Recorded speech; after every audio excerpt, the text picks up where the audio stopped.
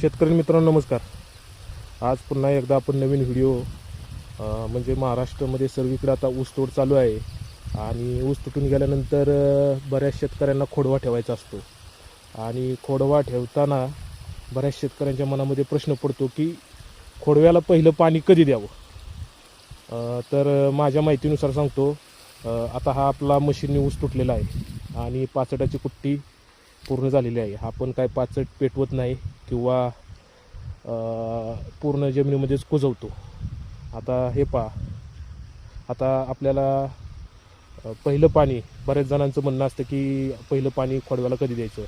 तर आपण ऊस तुटायच्या आधी साधारणतः 20-25 दिवस पाणी बंद केलेलं असतं आणि त्यानंतर ऊस तुटून गेल्यानंतर बरेच शेतकऱ्यांचं म्हणणं आहे की खोडव्याला 20 दिवस तरी पाणी दिलं नाही पाहिजे, त्यामुळे खोडवा चांगला पडतो.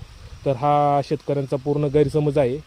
माझ्या अभ्यासानुसार तुम्ही जर खोडव्याला ऊस तुटून गेल्यानंतर खोडव्याला पहिलं पाणी 5 ते 6 दिवसात दिलं तर तुमची उगवण क्षमता ही 100% होणार आहे, कारण त्याला ताण बसत नाही. तसं जमिनीनुसार थोडंसं पाणी पुढे मागं होऊ शकतं.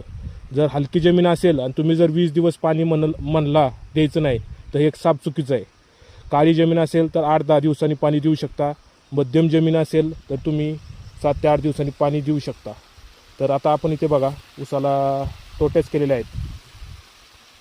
तोट्याद्वारे हे पाणी आपण ऊसाला देत आहोत. तर सांगण्याचा उद्देश या व्हिडिओतून एकच आहे की खोडव्याला पहिलं पाणी तुम्ही 5 ते 6 दिवसात द्या. त्यामुळे तुमची उगवण 100% होईल.